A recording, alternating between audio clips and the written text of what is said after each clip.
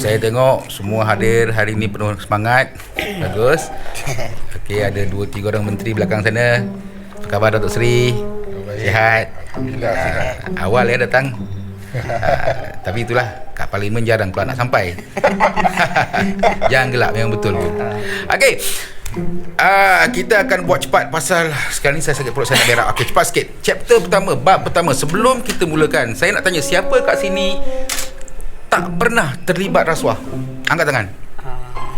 Wah, bagus. Semua angkat tangan perlahan-lahan Okey, kita skip ke bab seterusnya kerana anda dah faham bab pertama, iaitu syarat awal untuk menjadi seorang perasuah, iaitu menipu diri sendiri, di mana kita sendiri tahu yang benda tu tak betul, tapi kita paksa otak percaya sebab kita dah selesa.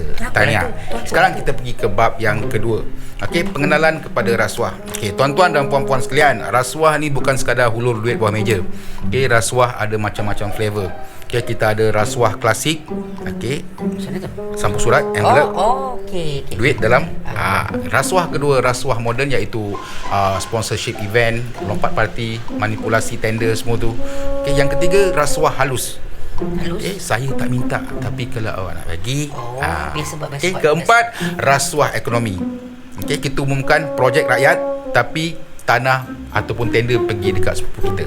Okey, rasuah keluarga harmoni pula. Yang kelima, bila semua kerusi pilihan raya tiba-tiba satu keluarga yang conquer, dah macam family day. Okey.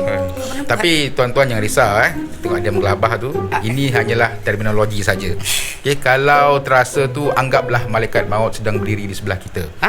Maksud saya hidayah dah sampai lah.